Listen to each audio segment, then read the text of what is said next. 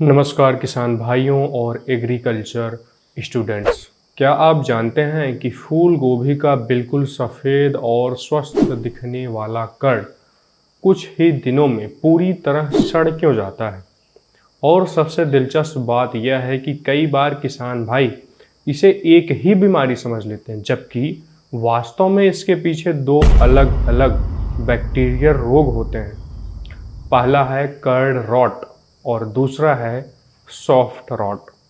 लेकिन आखिर इन दोनों में अंतर क्या है? कौन सा रोग केवल कर्ड को प्रभावित करता है और कौन सा रोग पूरे पौधे को गला सकता है? और IBPS, FO, ICR, JRF, SRF तथा नाबार्ड जैसी परीक्षाओं में बार बार पूछे जाने वाला प्रश्न आखिर क्या है? आज की इस वीडियो में हम इन दोनों रोगों को इतनी आसानी से समझेंगे कि आप कभी नहीं भूलेंगे, तो वीडियो को अंत तक अवश्य देखिएगा। कोल क्रॉप्स या क्रूसीफेरस वेजिटेबल्स भारत की अत्यंत महत्वपूर्ण सब्जी फसलें हैं। इनमें मुख्य रूप से शामिल हैं कॉलीफ्लावर, जिसे हम फूल गोभी कहते हैं, कैबेज, पत्ता गोभी, ब्रोकली, क्नोल, रेडिश और टर्निप। इन फसलों में बैक्टीरिया द्वारा होने वाले रोग किसानों को भारी आर्थिक नुकसान पहुंचाते हैं। इनमें सबसे महत्वपूर्ण है curd rot of cauliflower and soft rot of cruciferous. यदि किसान भाई इन रोगों को सही समय पर पहचान लें तो काफ़ी हद तक नुकसान को रोका जा सकता है।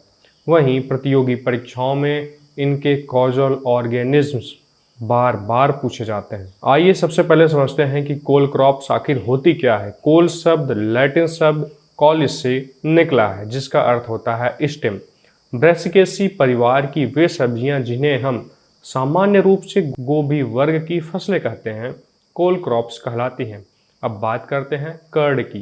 कर्ड यानी फूल गोभी में जो सफ़ेद खाने वाला भाग दिखाई देता है, उसे ही कर्ड कहते हैं। जब यही कर्ड बैक्टीरिया के कारण सड़ने लगे तो उसे कर्ड रॉट कहते हैं। दूसरी तरफ सॉफ्ट रॉट एक ऐसी बीमारी है जिनमें पौधे का कोई भी भाग नरम होकर गलने लगता है, यानी कर्ड रॉट अधिकतर कर्ड तक ही सीमित रहती है, जबकि सॉफ्ट रॉट पूरे पौधे के विभिन्न भागों को प्रभावित कर सकती है। कर्ड रॉट ऑफ कॉलीफ्लावर का कॉजल ऑर्गेनिज्म है स्यूडोमोनास मार्जिनेलिस। यह एक ग्राम निगेटिव बैक्टीरियम है। यह नम परिस्थितियों में तेजी से बढ़ता है। जब बारिश का पानी या सिंचाई का पानी कर्ड के अंदर जमा हो जाता है, तब बैक्टीरिया तेजी से बढ़ने लगता है। कर्ड की सतह पर छोटे जलसिक्त धब्बे बनते हैं। धीरे धीरे पूरा कर्ड भूरा पड़ने लगता है। और इसके फेवरेबल कंडीशन की बात करूं तो high humidity, frequent rainfall, poor drainage, temperature 20 to 30 degree Celsius. और इसके सिम्टम्स की बात करें तो कर्ड पर पानी से भीगे हुए धब्बे, हल्का भूरा रंग, धीरे धीरे कर्ड का सड़ना, जिसके कारण मार्केट वैल्यू भी कम हो जाती है। सॉफ्ट रॉट ऑफ क्रूसीफेरस का कॉजल ऑर्गेनिज्म है इरविनिया क्रोटोवोरा, जिसे वर्तमान वर्गीकरण में पैक्टोबैक्टीरियम कोर्टोवोरम कहा जाता है। यह बैक्टीरिया घावों, कीटों द्वारा बनाए गए छिद्रों तथा कटे हुए भागों से पौधों में प्रवेश करता है। अंदर पहुंचने के बाद यह पैक्टिनोलिटिक एंजाइम्स बनाता है और यही एंजाइम्स पौधे की कोशिका भित्तियों को तोड़ देते हैं, जिसके कारण टिश्यूज यानी ऊतक गलने लगते हैं। इसके फेवरेबल कंडीशंस की बात करूं तो high moisture, warm temperature and poor aeration, और उसके साथ ही साथ मैकेनिकल इंजरी होती है।